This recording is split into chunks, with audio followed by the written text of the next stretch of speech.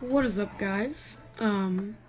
Today I'm gonna be um, doing something for the new channel. It hasn't been decided yet. It will be by the time it goes up, obviously. But um, so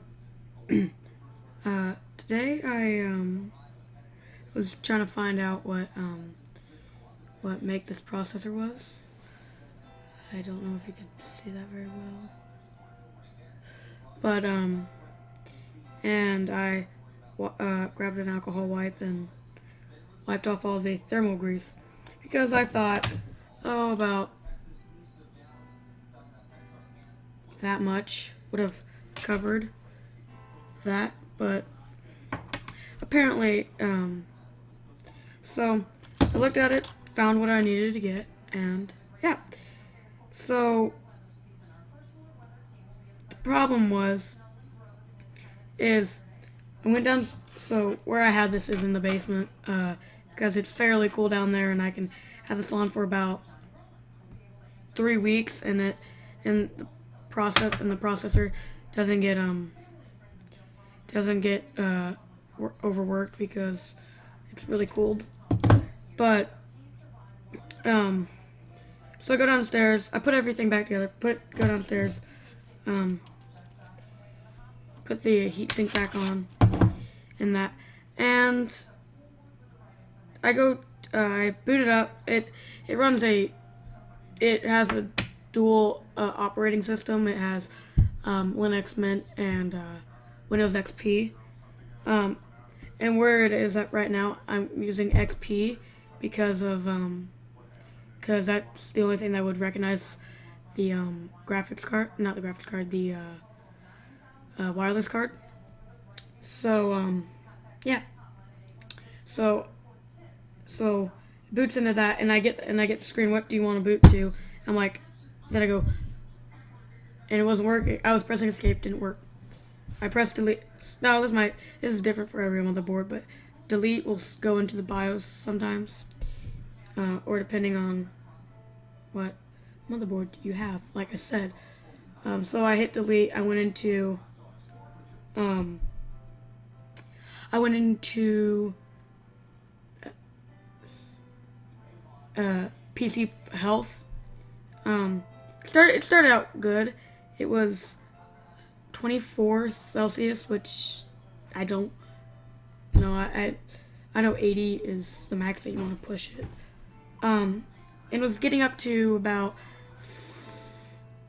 it was 24 when I first looked at it, which is the normal what's that because like I said, it's in a cooler room of the house.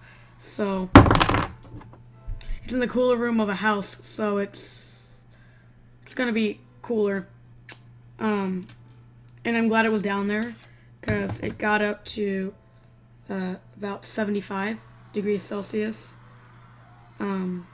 which is not the ideal temperature you want it at. I mean, it'll still run, but it will weaken the chip. It will weaken the chip. And the automatic shut off was at 80, so I went ahead and shut it off. And yeah, so guys, if you think that this much thermal paste is gonna do it, it's not. What I'm gonna do is, and if you do wipe out this processor, you want to take the heatsink as well, and unless it's a brand new one, but you want to get an alcohol wipe and clean it off. I'm gonna show you that right now. So what you're gonna want to get is either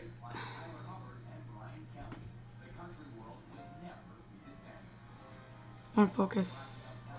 Anyways, you're gonna want some isopropyl alcohol, either 99 or 70%. Either one works. But then you take the processor. This is not exactly cleaned. Hold on. It's not exactly clean. as you can tell. So what you're gonna do is gonna wipe it down until and as you can see, I'm not touching the backing. I'm just touching it by the sides, so that way I don't damage any one of the contacts, because that would really suck. But then what you do is you do this. Take it. You take it.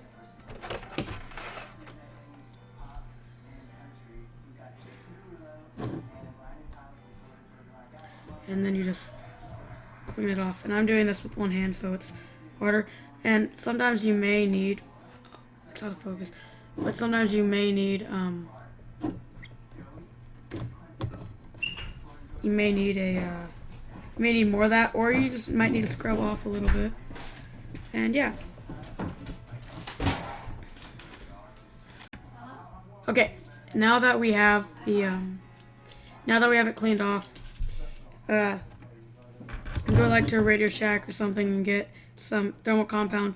Get like Arctic Silver. They're a good brand, or Cooler Master or Corsair, any of the trusted ones, and put about a pea size in like the center. Then what you don't spread it out.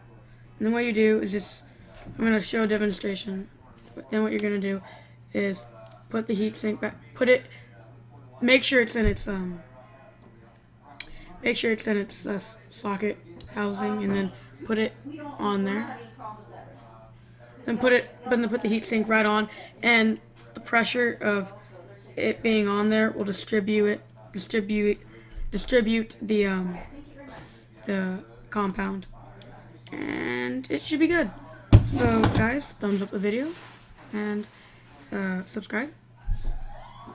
That's it. Bye.